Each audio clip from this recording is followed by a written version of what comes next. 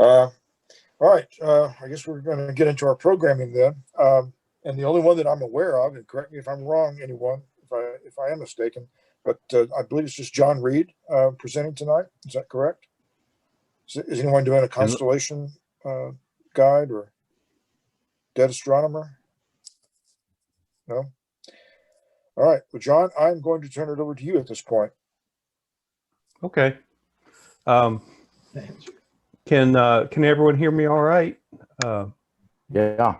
I don't use this setup as often, but it seems to be working. I wanted to share something really strange. That Danny and I took a trip up into the national forest yesterday, and I posted this picture. Oh, I got to share. Yeah, sure. Yeah. You should have the rights to share out there. So I gotta share. Let's see. How do I do that? I go. How do I do that? I forgot. It's on the bottom, John. It should be. It's like a green little button that says Oh share yeah, screen. share screen. And it'll ask you which screen to share. Okay, great. Yeah, I'm going to share this one right now. So, can you see this? Yes, sir.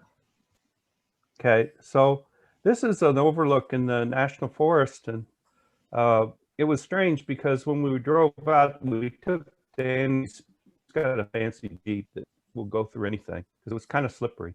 And when we got to the high points, everything turned ice, and then when we got to the low areas, it was pretty much bare ground.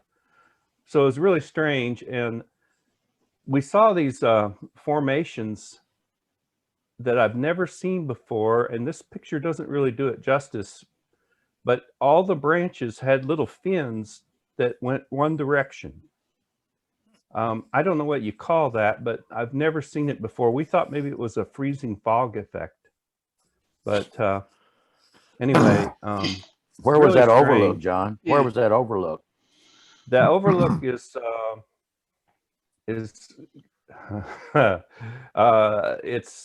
it's kind of close to Lake Winona, if you know where that is. I do know where Lake see Winona is. Lake Winona from That's called the picture. You can Rhyme. But Rhyme. R-H-I-M-E. It's a frozen moisture that's affected by wind, and it spreads out into fan shapes like that. Okay. Yeah. Well, that is the weirdest. THV11 posted a picture like that from Mount Nebo. So. It's weird. I've never seen that before. It's a new thing for me. Anyway, let's see. Now I'll go back to, I need to go to my. What was the purpose of your trip? Oh, we were just taking pictures, and because we got antsy, and I've had my shots now, so I don't get presumably I won't get sick anymore, and so Danny felt safe to be with me. All right, now I got to do this one, I think. All right, there we go. All right. Well, we're still looking at your ice picture. Are there you? You go. Well, we were. Oh. Now we're looking at a slideshow. Okay. How about now? Is it working? Yeah. Okay. All right. The what prompted me into doing this mirror testing thing. I've known about this for years, and I've actually done it before, but I kind of forgot all the details. But I was interested in the old telescope that the club apparently had donated to it, and was thinking of building a photography rig out of using that mirror. But I didn't want to do all the work until I knew how good the mirror was. So it led me down the road to relearning how to do this. And so as a consequence, I ended up pretty much having a talk to give at the same time. So if you'll bear with me, I have to tell you a few nerdy things to get you over the hump. So a little bit of optics, and a little bit of geometry, I guess. A mirror is a parabolic shape, and that just means it's a parabola that's revolved, so it's a three-dimensional shape surface. It's almost a part of a sphere, and so, but if you draw them very extremely exaggerated, like my animation here, you can see the difference between a parabolic shape and a spherical shape. And the way that John Dobson actually used to test mirrors is he would do really what was called a null test. He would actually, he did it even cruder than that. He'd look at real high power at a reflection on a distant, like a ceramic insulator on a power pole or something, anything that made a little artificial star. And if it was far enough away, he could actually tell if his mirror was the correct directly without going through this little spherical tap dance. And unfortunately, that's really inconvenient and hard to do. So what everyone typically does, and in fact, one of the mirrors I had, I actually went and observed the testing of it, is a Foucault test. And it all hinges on the fact that if you have a light source at the center of a sphere that's a reflective material, the light can come out of that light source in any direction and it comes right back. And that's a key thing to this, so that you've got to get that in your mind as how that would do that. So essentially, since a light will reflect the same, angle of incidence equals angle of reflection, but if it's straight on, it just comes right back. Well, to be straight on from every direction requires it to be a sphere. Well, so the mind game that you play is you say, well, I'm not doing the whole sphere. I'm just doing a little part that's my mirror, but it actually is a part of a sphere. And so if I make a pinhole light and shine it on that sphere at the center of radius, any light that comes out of my pinhole comes right back. Foucault, who was a very sharp fellow, came up with this idea. But you can see there, if the reason that you use parabolas is because we're looking at sources that are infinitely distant, at least typically. And so to get a parabola to get a distant source where all the light rays are coming in parallel to focus on one point, you have to have a parabolic shape. And so most Newtonian mirrors, that's what they have. Now, it is true that if you have a real slow mirror like F8 or F10, you don't even have to parabolize it, but to be diffraction limited, they claim. But most mirrors are faster than that, and they need to have a good parabolic curve to make a good image. So the key to this is the Foucault test. And what that does is he says, what I'm going to do is I'm going to measure the radius of a sphere at different points on the mirror. And if I know the radius of the sphere for the center, and then for a zone part way out, and a zone a little further out, and then maybe one right out at the edge, I can back into that parabolic shape without doing John Dobson's crazy, power pole light glimmer. And furthermore, you can actually do some calculations and actually get it pretty much, a good measurement without doing. I think Dobson must have done a lot of guesstimating, because he was just looking at the shape of that reflection and he knew what to do to his mirrors. But that's Dobson. He was something else. So anyway, Foucault is, most people know about his pendulum that sways, and it shows that the Earth is rotating, because the pendulum tries to swing in the same plane no matter what the position of the Earth is. So it makes kind of a circular pattern over time. But maybe not as many people know about his Foucault test. And so what he did was he said, well, if I use an artificial source and put it at the center of focus, so this is what then John's computer screen I looks can. like. Now, these are some of the guests. There's your name. Uh-oh. Yeah. Are we okay? Can you Yeah. hear me? Okay. Yeah. All right. I'm hearing somebody else. I didn't Yeah. know what was going on. So you have this light source that's a pinhole, and since you can do that inside in a controlled environment, that's way easier than trying to do the artificial star. And you bring that pinhole back.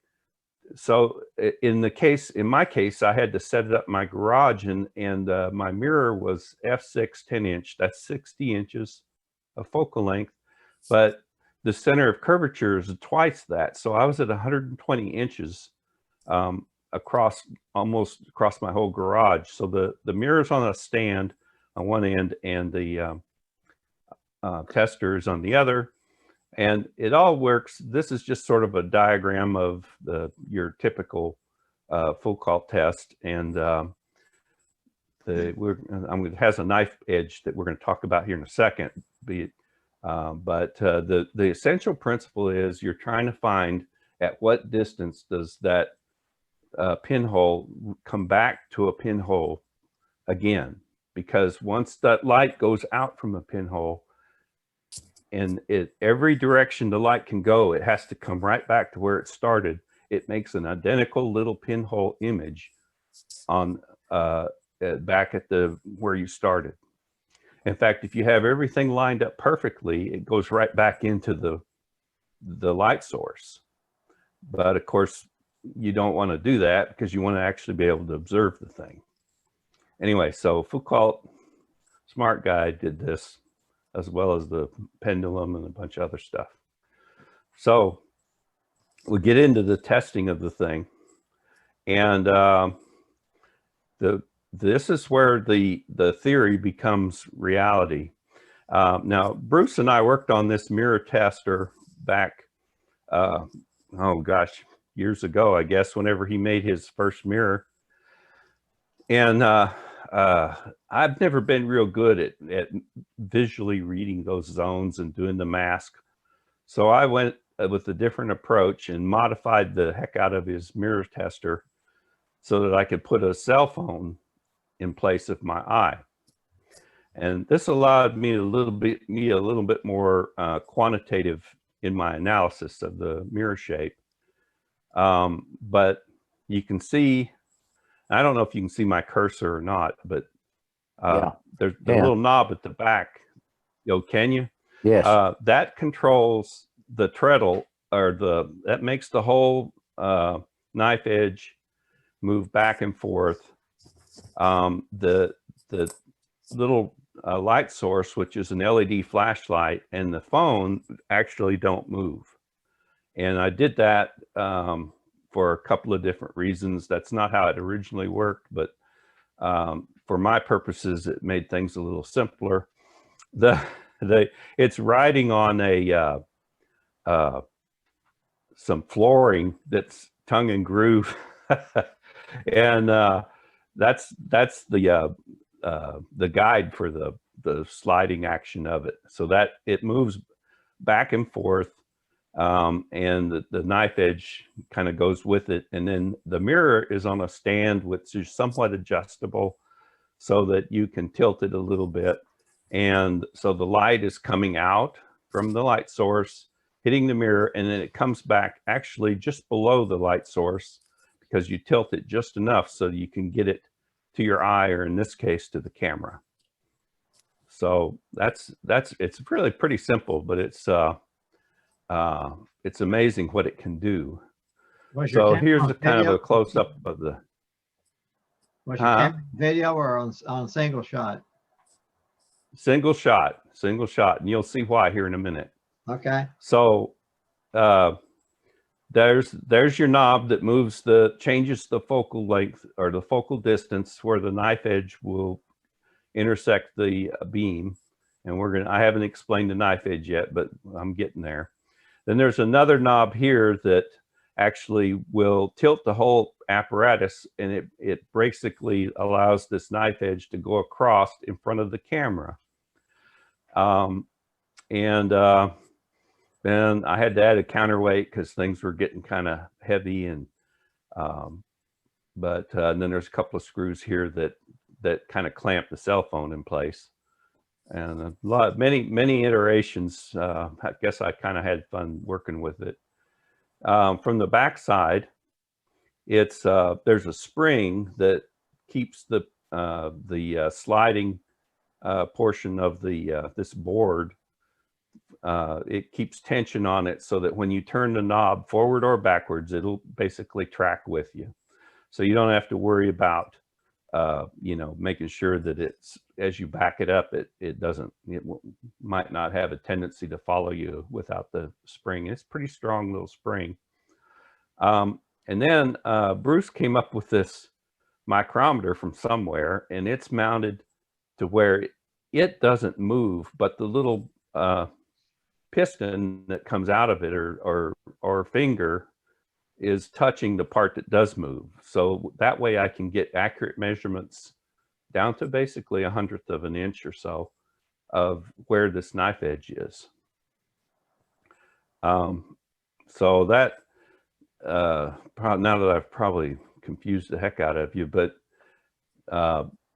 here is there's their pinhole. I took a LED flashlight, makes a really great pinhole, and I took the lens and sprayed black paint on it, and then I think I chucked it up in a lathe or something and just drilled the paint back off of the very center.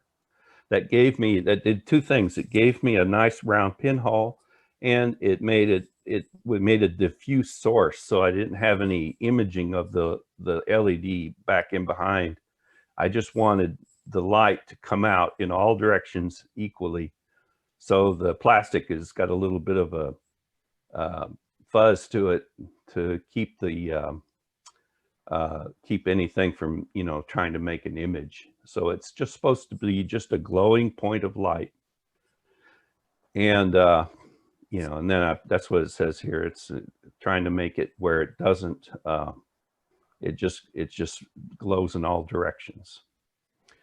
The mirror stand is pretty simple. You just you have to have an adjustment for tilt, because obviously once you get everything set close, there's a lot of fine tuning to get it just right. It takes longer to set the thing up than it does to do the test. But in this case, you can adjust the mirror up and down and get that little dot that's reflecting back in the right position. And then if it's side to side wrong, you just grab the whole thing and rotate it. Usually it's sitting on another table or something. And it's very sensitive. It's almost like you're doing the Ligos thing. Any little vibration that picks up, because the angles are super sensitive. So if you just walk across the concrete floor, you will see the image on the mirror shift around.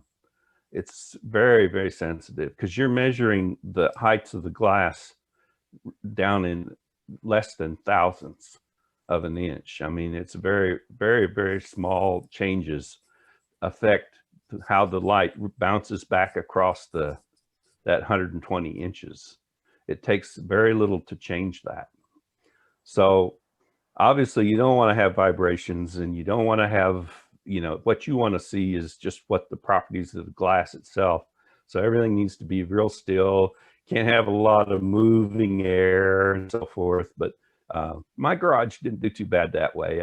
I didn't have any, it's not conditioned. So I didn't have to worry about the air coming on and it'll actually make heat waves that appear in front of the image.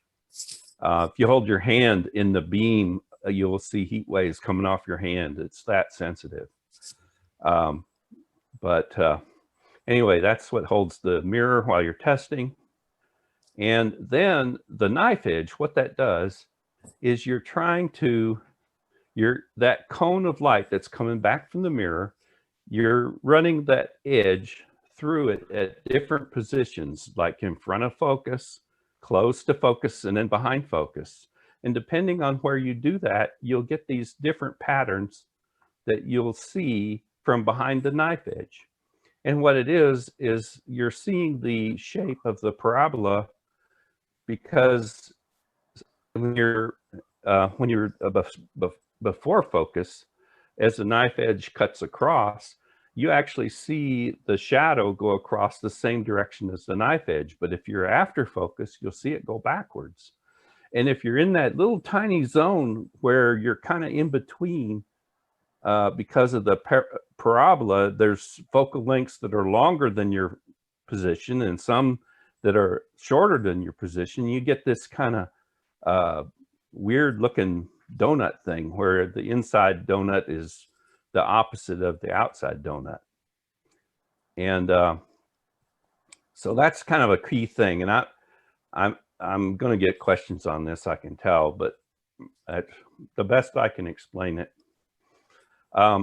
So here's some actual images. And what I'm doing here is I'm actually taking pictures of the mirror with the knife edge set at different distances from the mirror. So what you're seeing is you're seeing the different zones where it nulls out, and it null out everywhere at once. It only nulls out in kind of a circle. So there's only like a ring going around. It's depending on your focal length that everything is the same brightness. Otherwise, things are brighter or darker than the average brightness of the mirror, because the knife edge is cutting off some of that light cone. That's a little bit of a strange one, but it makes a lot of sense when you think about it. And what happens is it allows you to actually measure the radius of these zones at different distances with the knife edge. So I think I'm muddling this, but it's the best I can do. The thing that made it a little bit easier is I got on the internet and I said, there's got to be an easier way to do this than just to try to evaluate those fuzzy zones. And you can see by how it looked that those are hard to read. Well, there was this guy just chatting on the internet, and he says, oh no, I use Photoshop and do it this way. And what he does is he takes a picture of the knife edge test, and then for that same picture, he duplicates it and flips it horizontally, and then does in Photoshop, you can do, it's called a difference, where if there's no difference, it'll be black. And if there's a lot of difference, it'll be some lighter color. So what that does is it shows you the ring where the mirror is nulling out. And it's way easier to tell what you've got, because you don't have to try to evaluate, are these looking the same brightness, even if you make a mask and all that, which is the traditional way to do it.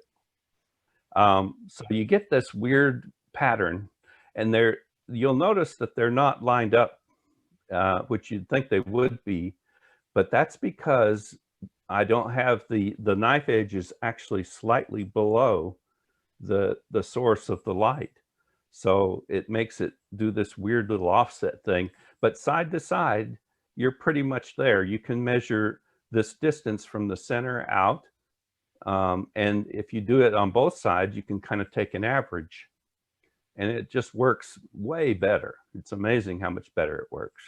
Then Photoshop even has little ruler things that you can put up on your image. You know that the mirror is 10 inches across, And so you measure how many pixels it is to the start of a zone, the end of the transition zone, and then the start and then the end. And you've got 4 numbers you can average and come up with your average reading.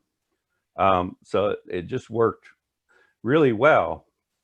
The only problem is when I was testing that mirror, I could not, for the life of me, get past about, the zone would not read past about halfway. And I thought, I'm just doing it wrong. I'm doing it wrong. So I finally tested one. I had another mirror available, an old Coulter mirror, and I put it on the stand, and it tested just like the textbook said it would. So then I realized that mirror from the club, that club donated telescope, had a really bad turn down edge, which means the edge of the mirror doesn't curve up enough to make all the light go where it should go. And so I couldn't see a zone because the mirror was way too flat at the edge.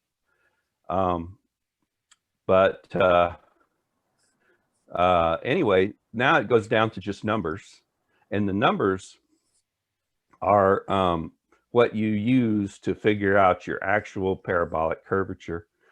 And it's kind of a pain in the behind to do it manually. Elliot Neal has done it that way for years, and he wouldn't probably use a computer, but I like computers. I found the program, it works great. These guys that were on the Stellafane website, the Stellafane's always been kind of an amateur telescope making mecca. And they had written this program that I basically take all my readings, the radiuses of the various zones and the focal length, and I put them into the program, and it gives me the answer. So unlike how you're supposed to do it, what I did was I just basically entered in every 100th of an inch, I'd take a picture. Now, that's not how you do it if you don't want to use a camera. You actually do a mask and you measure certain zones, and then try to figure out what reading knife edge distance matches that zone. In this case, I'm just moving it all the way through from the whole thing. You can see here, it only moves like 1/10 of an inch during the whole test. But because I got that little micrometer thing on there, I'm just watching that. Every time I move 100th of an inch, I take a picture. And then that made it really easy then to just get a whole bunch of zones and get a better, more accurate reading. So you're putting in all these readings, and it tells you what an ideal one would be. And then you just it grinds out the numbers. And let's see, this is the Club 10. The big thing here was it was supposed to, let me see if I can get this out of the way. Oh yeah, I can hide that.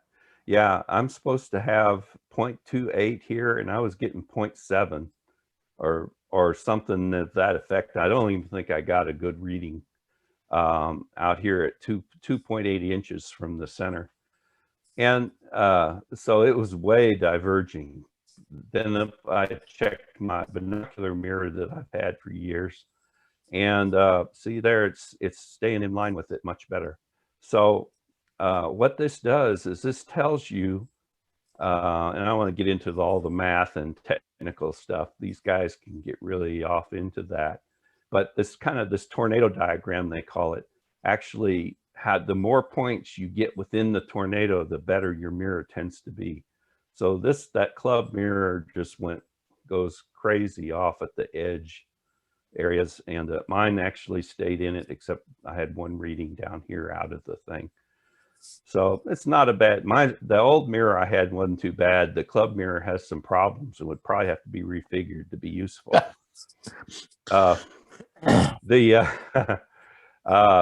Then they do a wave surface area analysis, same type of thing.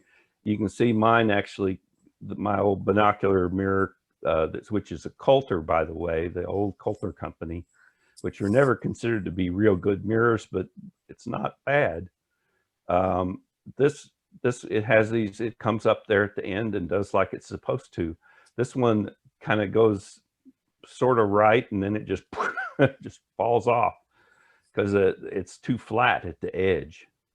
And they have another diagram, same type of thing. You can see it sort of doing its thing, and mine just kind of has some errors of jig-jagging. But and if you look at the scale, see, these numbers are much bigger than the one that's right. So that's kind of what you're doing. And then finally, they even have a thing that will tell you how stars should look in the different your different simulations. So like at 2 waves of defocus, so 0.0125 inside focus, 0.0125 outside focus. Here's what a star should look like. And by the way, if your mirror is a really good mirror, inside and outside focus should look the same. I mean, when the star focuses inside and outside of focus as you watch it through your eyepiece, it should look the same going in and coming out. None of them ever do. It's a pretty exacting test, but this one you can see really is way different because it's got these problems. Now my the old Coulter mirror, it's doing a little better. It's looks a little different, but not bad. And by the way, I've told it, I think a 20% obstruction that actually affects your star. And this is just a little bit more defocused. If the 2 mirrors were perfect, they would look like this at this amount of defocus. But this one's predicted to look really bad there, and actually getting pretty bad here, way different. So this mirror does not look the same as you go inside focus, and outside focus it's actually quite a bit different too. So, and then finally, this is way defocused, and you can see now that my old Coulter, even though it's the image is big, they look kind of almost the same, but this one's way different because of the problems it has. But anyway, lots of questions, I bet. So fire away if you have any. But that's the quick and dirty on mirror testing and how you evaluate, you know, how good one is. And by the way, I can, if anybody wants their mirror tested, I can certainly do it. It's no big I'd be deal. scared of it. Well, yeah, I mean, go ahead. Yeah, 8 zones. Is that concentric circles zones? Yes. But Of remember, though, you're only measuring their radius horizontally because you can get the Foucault test where the light source and the camera lens are directly underneath each other. You know, the light source is above, so they're not offset that direction. But you don't want to ever try to read zones up and down because that offset will mess you up. Just like I did in my little. from the middle out or from outside in? It's from the middle out. So like, Zone 1. you know, if you say zone, a 1 inch zone would be 1 inch radius from the center of the mirror. 2 inches, 2 inch radius. But John, that's And, interesting. It's interesting you say that about the alignment. As I recall doing this, I used, of course, the mask, which was, I don't think they even had the computer programs back then. Used a mask in that little micrometer, and I don't remember how you ended up translating that exactly. I'm sure there was a table or a formula or something that I was using. Well, but as I recall, that mask would, my light source was left, and it wasn't offset up and down. It was offset left and right. If I remember right, maybe I'm wrong. Yeah. No, you're right, because if you remember, we had it set up as a virtual slit. Remember that? And that works a little different. A virtual slit is a little bit different proposition, but still, even so, we had to read it. You read it underneath the light source or above the light source. It's Okay. just in your situation, the slit, the knife edge also made a virtual slit by covering up the light going out and coming back. And it worked, but I couldn't figure out how to make that work with the camera, so I had to change some things. So, but where I was headed was, as I recall, the mask wasn't, the mask worked both vertically and horizontally, didn't it? Or was it just horizontal? No, I don't think so. Just horizontal? So then what would you do? Turn the mirror? It's been 30, 40 years. What would we do? Turn the mirror? Turn the mirror? No, well, the mirrors usually you just assume that gives you the. You don't have, most mirrors don't have astigmatism where they're different at different axes. I mean, you could check for that. Sure, you could rotate the mirror and check it in different, just to make sure something bad wasn't going on. But usually the problem is not the astigmatism, it's just bad correction. You know, the zones are just not right as they go out radially. So if you just measure the left and right of your horizontal, you're good. The only difference here is I'm measuring every 100th of an inch and letting the radius go where it may. The way you were doing it was you knew the radius of your mask and you were trying to determine where that knife edge would make the two little windows equalize. Yeah. Which I never could. That's hard to do. You have to have a really good eye for that. But apparently you must have, because you made a good mirror. You have a good system, you can also do ray tracing and get the same thing with a laser. It wasn't available many years ago, obviously, but you can do a similar type of thing. And I don't know which is more accurate. I think the laser might end up. Well, it depends on who you ask. I made the mistake of asking that question I went with Bill Franke up to astrophysics, the telescope guy, and he's a character. And I just beat him to death with questions. And I said, so what about, do you use a laser or do you use a Foucault test on? Of course, he mostly made lenses, so that's a little different, but he didn't like the laser interferometry method. I don't know why, but now the guy that made my mirror used a traditional Foucault test and he swore by it. I think the laser might be easier and faster to set up. And I don't know the details of how it works. I think it's more of a null test where you're testing the whole surface at once, but I'm not really sure. The thing about null tests. No, it's not a null test. It's a spot test. And what you're looking for as the laser is moved across the mirror, you're going to see a different place where it locates on the receiving end. And so then you can see if there's a big jump, then you know that your mirror has some imperfections in it, so that you then it's probably like a computer-driven, the laser on some sort of a CNC mount that moves it in a pattern, I bet. Well, you can do it by hand with a micrometer, but it takes a little while. And that's how they do the mirrors. Like when you buy a commercial telescope, they're all done with lasers, not with the traditional Foucault. I see. Well, the thing about the Foucault that's fun is you can build one and it actually will work. It takes a little fiddling, but it does work. So John, this type of testing, would this be more for like homemade telescopes where you're getting a mirror made, or would you recommend this on like an Orion or some other like a factory? Any parabolic mirror, it doesn't matter. If you can get it out of the telescope, it has to come out of the telescope. It does need to have a good coating. Like like this old mirror that I tested that came from the club, the coating was so bad, it was so old and deteriorated, I couldn't read the zones. because the coating was changing how much light was reflecting back. And so it turns out you use copper sulfide.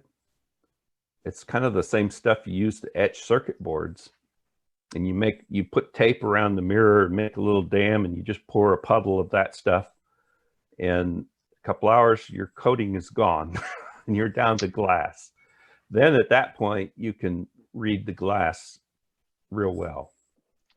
Because John, is this a homemade mirror? huh? Is this a homemade mirror that you're testing? No, it was a commercial mirror. It wasn't a good one. That's the thing. When you buy a mirror from even a reputable company, you're not guaranteed getting a good one. Now, they've gotten better because they're using a lot of these methods like Michael was saying, that laser interferometry and all that. But the you can still get a bad one, even from a commercial company. And, you know, sometimes they'll get it to a certain point and they'll just quit. And they say, well, most people wouldn't know the difference. And maybe that's true, maybe not, but it, you know, they're basically saying, I'm gonna put so much work into this, and then that's as far as I'm gonna go. But if you really want a high-end mirror, like John Hall with Pegasus Optics made mine. He made them as good as he could get them. I'm really lucky to have that mirror. I wish I could take pictures with it, but it's too big. It's an 18, but it's like 20th wave. And if the seeing will let me, it does amazing things. But a mirror, you know, you can have it, the curve a lot less exact, and still it will be a decent mirror that will function. It just won't be, you know, like on planetary views and real high magnification, it might not do quite as good. Low power stuff is a lot less discriminating, and, you know, you can use a low power eyepiece and a lot of mirrors will do pretty well. The higher you go in magnification, the more problems you're going to start to see if you have them. So John, what yeah, kind of homemade problems doesn't matter. Huh? I think somebody else had a question. I'm sorry. I was gonna ask John if he would talk maybe about some of the things that you can do as a system test, to where, you know, without removing the telescope, or without removing a mirror, or even on any system, we used to, what was it? Was it a Ronchi grating that we would put behind the eyepiece? Yeah, you can take you can have use a Ronchi grating. Ronchi, I don't know. I don't know how it's pronounced. RONCHI. It's a grid of usually you just mount it. Usually they're mounted in a slide holder. You may be able to get them. I don't know that you can screw in like a filter, but they need to be, I believe, to work properly, they need to be at the focal plane of the eyepiece. But if you do it right, they will let you see a basic test of your mirror. You put the telescope, it's a star test, so it's a null test. You put your telescope on a star, and you look at these Ronchi gratings, and if your mirror is good, I believe they're supposed to stay parallel. But if you've got problems, they'll do this weird curve thing. And yeah, you don't have to but it tests your whole telescope. Like if your telescope's out of collimation, you'll get a bad Ronchi test, whether your mirror's good or not. So you got to make sure you eliminate all those, you know, variables. But it is a way. It's a way to check. It's not really terribly quantitative. You know, you can't actually figure out what's wrong with your mirror mathematically, but it will show you if there's a problem. And you can just, like I said, if you look at a bright star and go inside and outside of focus and things look very different, like my little diagrams there, you'll see that that difference, and you'll know there's something going on. You want to use a pretty high powered eyepiece in a you know, kind of a medium bright star to do this test, but it'll show you if you're out of collimation too. Usually what happens if you're out of collimation is the star will not stay concentric. The image will kind of bloom at one side as you go out of focus, and that bloom will move back and forth depending on if you're inside or outside of focus. But once you get it collimated, if your mirror is good, inside and outside focus should look the same. But if the mirror is not good, then you'll see differences like in my little diagrams here. So if you find an issue, is it, as far as like cost, is it just better to go with like to replace a mirror, or would it be cheaper to like have these reground and corrected? Well, these days I think it might be better to just replace it. Just a brand new mirror, yeah. Agreed. Yeah. Yeah. Those of I don't Go know how ahead. many of you have made mirrors before. I've made several over my lifetime, and that's why it's so important to make sure your tests and everything are good prior to getting them aluminized, because once they're aluminized, you can remove the mirror, the coating, by either heat and vacuum evaporation, or just simply by grinding it off. But getting things set up, getting all the different grits and everything, and redoing everything, it's very time consuming. It's rewarding, I guess, because I'm still pretty proud. I still use my 6-inch f8 telescope mirror, and I know, hey, I made that sucker. But yeah, nowadays mirrors are so inexpensive. You best to find a better mirror and just purchase it. Sure. These days, I think they use CNC machines to grind a mirror and get it really close to the correct shape. And you couldn't do that, you know, yourself. You'd have to do it the long, hard way. But as far as commercially having somebody pay somebody to refigure your mirror, there's not very many places left that'll even do it. Royce, I think Chris was telling me that they used to do it, but I think they've gone out of business. So I don't know who does it anymore. He for any retired. price. He retired. He got tired of refiguring terrible mirrors. He retired 2 or 3 years ago. There's, like you say, it's a bit of a dying art. And, Yeah. There's some guy on Cloudy Nights who does it. I don't remember what kind of prices. Yeah, I wonder what he charges. Yeah, I mean, it's a few $100s for a fairly large telescope mirror. But you know, the problem would seem to me to be that what you're really doing is you just got a blank. I mean, and so how much is a blank worth? And then the shipping cost True. Yeah. comes close to equaling the value of the blank. You just, you know, I can't imagine there would be a huge savings between having one redone and just getting one from scratch. Maybe I'm wrong. The cost of mirrors today is literally about 1/3 of what it used to be back in, let's say, the 60s or 70s, because they can make them so quickly and everything. So yeah, if for some odd reason I found that one of my mirrors was really not as good as I thought it was, I'd just buy a new mirror. Gotcha. Well, you also have to wonder, where is, Bruce, years ago, I'm a bit of a perfectionist, and Bruce and I have always gone back and forth on this. And I recall, Bruce always told me the worst enemy of a perfectionist is good enough. And, where is that good enough? Is it a quarter wave, fifth wave, third wave? How far do you push it? Like John said, his 18-inch is just immaculate. And on those 2 or 3 nights a year that, everything is perfect, that mirror will do better than one that's not ground as precise as it. But where is that line? Well, I never knew that, understood the rationale behind it, or at least don't remember it. But they've always said a fourth wave is well, how do you say this? is good enough. In other words, you wouldn't be able to tell it if it were any better with the eye and an eye system. Well, And that here's how requires it's two defined, 8-wave Bruce. mirrors.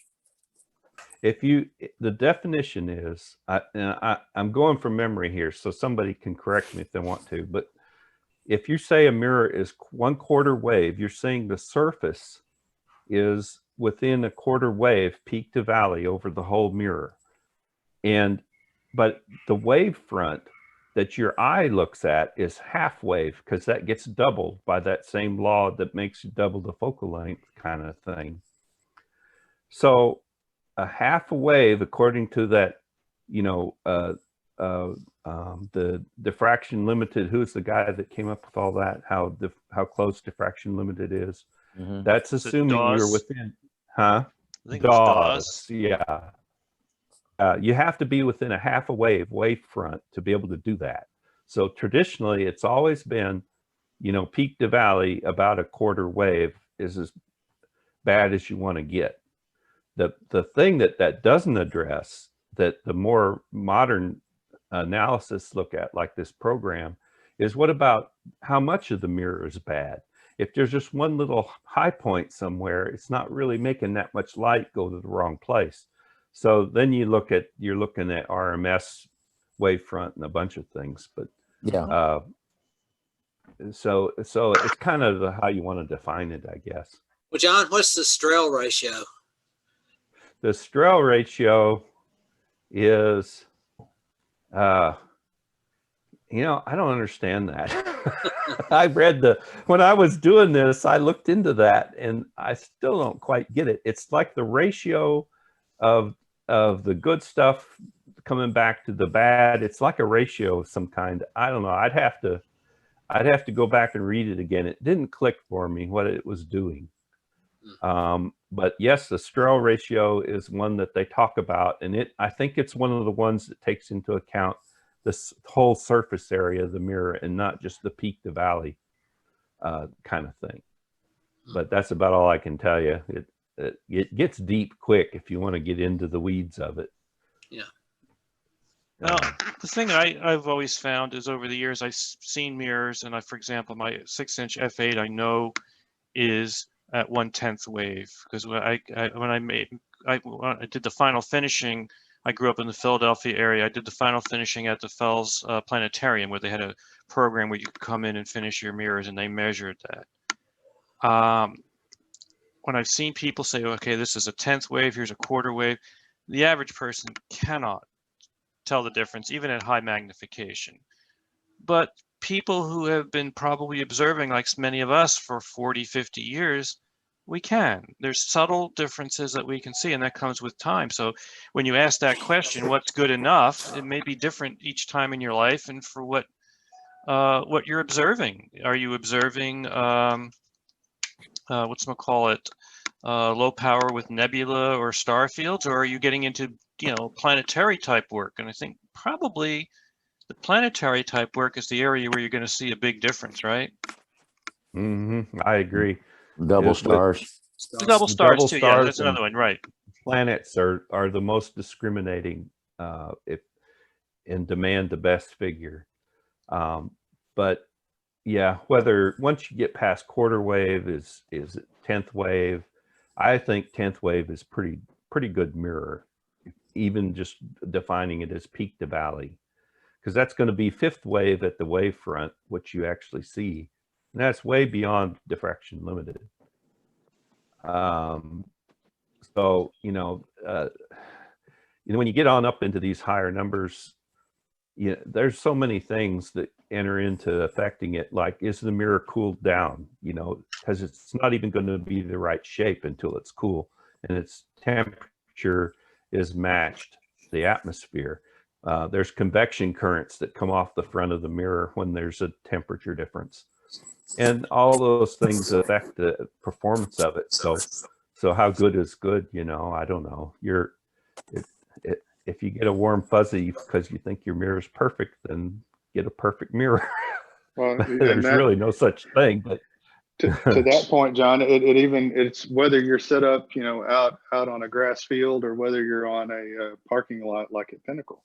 You know, there's Yeah. you could have a 10th wave and perfect seeing and be in the middle of the parking lot at the visitor center at Pinnacle, and you'd never realize it from all the You'd never the be able to convection. take advantage of it. Yeah. So, yeah, how good is good? I don't know. There's definitely that the mirror that came out of that guy's old used telescope was definitely not good. But definitely not a good mirror, was it? Yeah, but make it into an ashtray, maybe. My Coulter mirror that I never thought was just super good was better than I expected. So I've had two Coulter 5.5 55-inch focal lengths, and they've both been real good. Harry Jameson tested one and was, thought it was really good. So if you can get one of those old mirrors like that, if you can find one, that's great to start with, and you can always send it off and have it aluminized a lot cheaper than you get a new mirror. Yeah. Now, John, I wanted to tell you that first mirror that I made was diffracture limited. Oh yeah, I remember that story. Yeah, where you broke it. Yeah, that's no good. Yeah. I was trying to do this from that. I was trying to do this in the old clubhouse at the observatory, and it's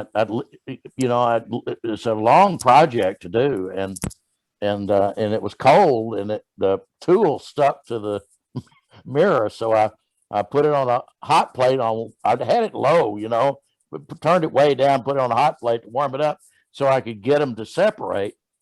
And I was doing some other things, waiting for it to do that, and it goes bing. Well, see, that's what Bruce was trying to do. He was trying to make it, instead of a quarter wave, he was trying to make it an eighth wave, cutting it in half. And so, yeah, it had about 8 parts to it when it was. I need. let me tell you this about testing mirrors. If you take your hand or your thumb and put it on the surface, of course, if it's got a coating, I don't advise doing this, but if it's an uncoated mirror, you won't hurt it. Put your thumb on the surface and leave it there for a few seconds, and then take it away, and you'll see your thumbprint in the Foucault test. And it's not because you left a thumbprint on it, because even if your thumb is clean and dry, it's because you raised a glass hump that affects the test. It's that sensitive.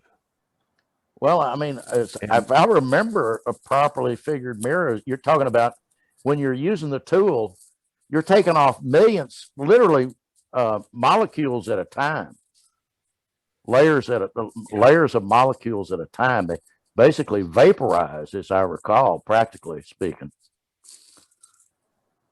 Yeah, you're sort of planing it off microscopically. Yeah, I think that's when you're down millionths of an inch. But that's down when you're really at the end, when you're using like the jeweler's rouge or the really type conundrum. The fine that they don't even use rouge anymore. They use these really fine conundrums, and you're polishing. You're not really taking off a lot. Yeah, when you get the way Elliot always used to do it when I was I watched him. I never actually did it. But he was pretty good at figuring mirrors, and he would go down to like 600 or 800 grit, and then after that he would go to rouge, and then he would go to cerium oxide. And I mean, it's just like toothpaste. But it changes it, and he would do all his figuring where he would convert from a sphere to a parabola with the cerium oxide. So I guess there's a difference between a sphere and a parabola, but it ain't much, and you could do it just with the polish. And I guess that, he said, was always the part that was the hardest for people, was to get that figuring right. But I never could do it. I never tried. I thought about it, and I thought, nah, I can buy one. It's not worth it. It's fun if you do it though, and if you can do it successfully. And you get the Foucault tester and you have to test it every once in a while, and then you figure out how much, I don't remember what it is, but how many thousandths you got to go down, And then there's a certain method to how you walk around your piece and grind it. You know, how you do it. I think you you don't have a very long stroke when you're trying to get the middle. Is that right, Michael? You have a shorter stroke. Michael, you're muted. Michael, you're muted. Let's see Michael, if I can you're do. muted. You're muted. We can't hear you.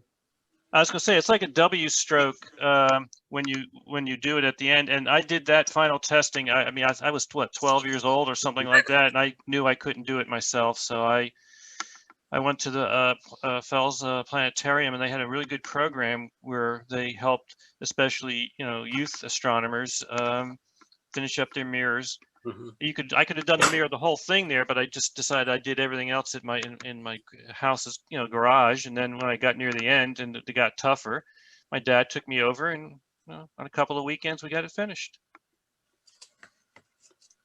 So Yeah, that's the when you get down to the figuring at the end, that's where you separate the men from the boys, as they say. That's, you got to know what you're doing. And right. And I was a boy at the time, so I got some help from some men. Well, in that respect, I'm still a boy because I've never actually tried to do it. But the testing is fun because it's all math and geometry and stuff I like. So I can do the testing. I need to log off, but before I go, I do have a couple of things I want to announce or say. One is that Tony Hall is looking for people to help put together the Science Olympiad astronomy exams coming up in March. Is that right, Michael? March? I believe so. I volunteered to write a few questions, but hopefully others will too. Yeah, I cannot contribute this year. If anyone wants to help Michael with that, please contact. No, I'm not in charge of it. Tony's in charge. I said I would write a few questions for him. Okay, well, get in touch with me and I will put you in touch with Tony. Yeah. And you guys can help put together this exam if you want. He's also looking for people, I think, to help administer it. So even if you don't want to contribute questions, you can at least help administer the exam. And Daryl, is this like his 101 class? Or no, what? this is the Science Olympiad. The national competition. Okay. Okay. Yeah, the questions that you will be putting on this exam will be, in some cases, graduate level type questions. Okay. I mean, they are looking for hard questions. So anyway, if you want to help out with that, let me know. I'll get you in touch with Tony. And see, the next meeting we have is the monthly Zoom chat for club members, and that's going to be on the 27th of this month at 7 p.m. So mark that on your calendars. And then the next monthly club meeting is going to be on the 13th of March at 7 p.m. All right, folks, it was good seeing you all, and hope you have a good night. All right, good night. Everyone stay warm now. And I hope we get some clear skies pretty soon. That'd be nice. No kidding. I know. Thanks, John. All right, thank you. Appreciate you. Good night.